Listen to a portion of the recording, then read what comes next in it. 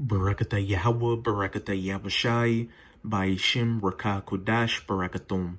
First and foremost, I want to give all praises, glory, and infinite honors to Yahweh Ba'ishim Yahushai. Double honors to the apostles and elders of Great Millstone who rule and teach well. And peace and salutations to Ya'akim, out there pushing this word in truth and sincerity to the four corners of the globe. May you brothers endure until the end.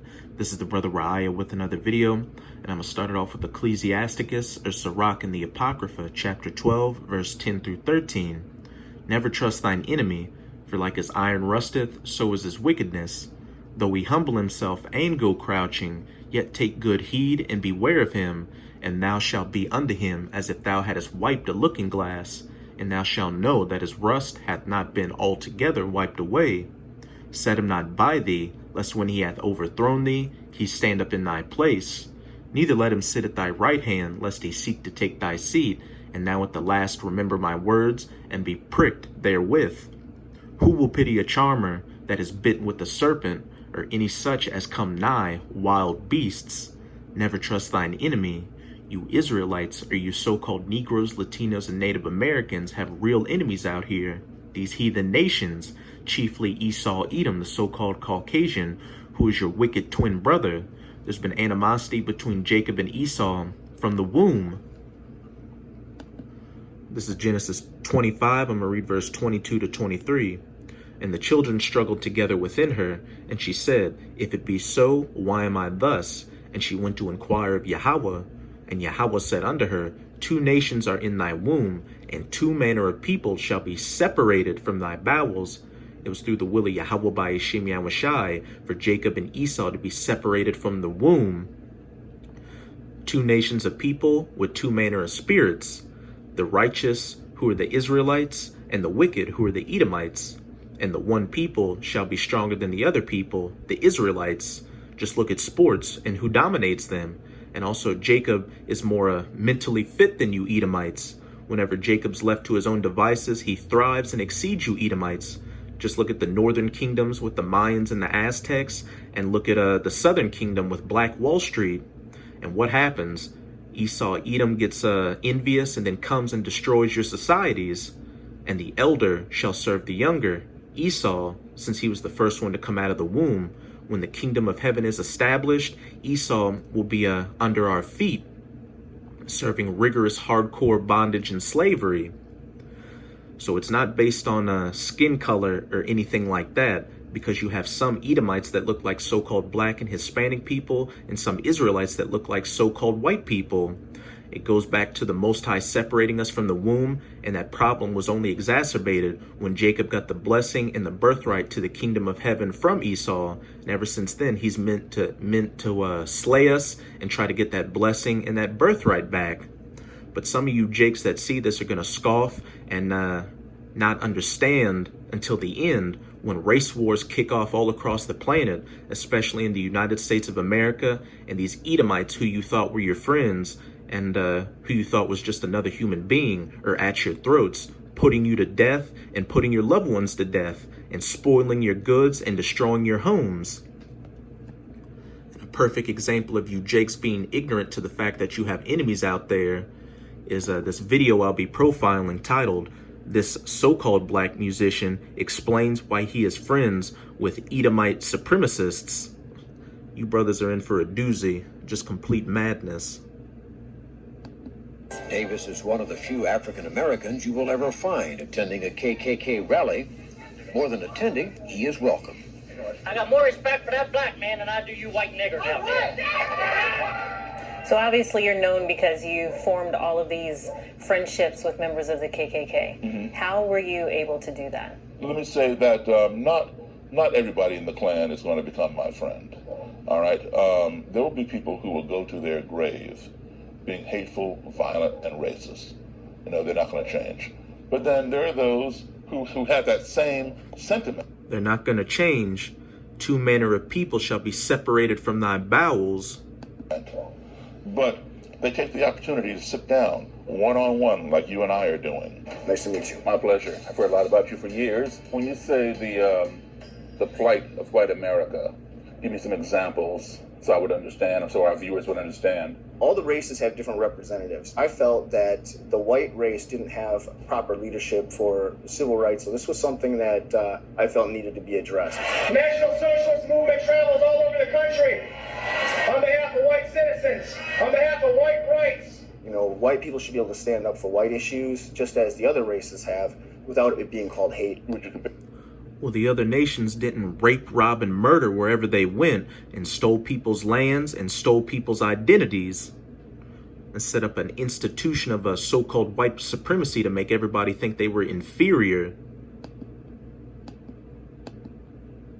Compare yourself to Martin Luther King? In some ways. In some ways. Which way? He was campaigning for his causes in a peaceful manner, and that's what we're doing. If you spend 5 minutes, just 5 minutes, with your arch enemy, you will find that you have something in common with him or her. And if you spend 10 minutes, you'll find you have something else in common. And the more you find in common and you build upon what you have in common, the things that you have in contrast, like skin color, begin to matter less and less. What kind of music do you like, Jeff? All kinds of music. Yeah? Rock, hardcore, oi, RAC, Rock Against Communism. And do you realize that rock was invented by black musicians? Oh, we're not going to go. Oh, yes, we are. Oh, yes, we are. There comes that animosity. There's no way a black person or a Latino or a Native American could create anything of worth. It was so-called white people that did everything. It was Elvis Presley that created rock and roll when it was clearly Chuck Berry and Little Richard. And pretty much every musical style in America was created by so-called black people or the tribe of Judah. Again, back in Sirach chapter 12, set him not by thee, lest when he hath overthrown thee, he stand up in thy place. Jake starts rock and roll, then Esau starts infiltrating it and pushing Jake out and becomes the face of rock and roll. Neither let him sit at thy right hand, lest he seek to take thy seat, and thou at the last remember my words and be pricked therewith. A lot of brothers like to bring up the example that if this society was allowed to go on for another 200 years, Tupac and Michael Jordan would be so-called white people in the history books. Yes, my brother, we're going there. Well, who invented rock then? Elvis Presley. You're not being serious, right? Why not? I know a man as intelligent as you are, and trust me, I'm one of the biggest Elvis fans you'll ever meet. But Elvis Presley himself would say he did not invent rock and roll. You're a musician, so you probably know some more things about music than I do as far as going back and all that, but I think it's irrelevant. You know, whoever created the music, if music is good, music is good. These conversations are from a new... It's irrelevant. Skin color doesn't matter. It doesn't matter if so-called Jesus was black or white, but we'll still keep up that image of Caesar Borgia. New documentary called Accidental Courtesy, which focuses on Daryl's methods in combating racism. As an African American, watching the film left me with more questions than answers. I personally think that, you know, everything, all of the relationships that you fostered in putting yourself in this sort of danger is admirable. But I will say, when I was watching the documentary, I felt like some of the actions went past the point of just forming a relationship. For example, you know, helping a Klansman fix his hood or providing your bus for a Klan rally because they don't have a bus to use. Do you think there's a point where, okay, I'm kind of crossing the line and maybe... Who will pity a snake charmer when he's bitten by the snake? Helping their cause? No, not at all. Because while I don't support any racist agenda or supremacy agenda, whether it's black supremacy or white supremacy or whatnot, I don't support that kind of thing. I do support their right and their freedom of speech and their right to express their views. Mm-hmm. That, you know, I'm not afraid of you. I'm not afraid to even support what you believe in, even though I don't believe it. And in doing so, guess what? They reciprocated. And that's how I ended up having their robes and hoods. This is his day job. What's his day job? Baltimore City police officer. Wow. Okay? Why did he give me these things? Because he no longer believes. Hey, that sums it up perfectly right there. You've got a Klansman who's a part of the Baltimore police. And who do you think he's profiling, going after when he's on the job? You so-called Negroes, Latinos, and Native Americans. Starts to make a lot more sense why a lot of these Jakes out here are getting shot dead by these cops. But of course, Jake does not consider and trusts thine enemy. Believes in what it stood for. And yes, there are other people out there just like him, still, in this day and age. But I think this image right here is scary for me. Like, to know that this is real. The law enforcement. Law enforcement right up under a Klan robe. I know it's just cloth, but because the Klan is not a thing of the past, just seeing Daryl hold these robes made me feel uneasy. You had a robe. You go inside your bedroom, you probably wouldn't tell anybody you tried on. I know you would. I really would. I know you would. I really wouldn't. I can tell you with certainty I would. Now I'm gonna skip around a little bit.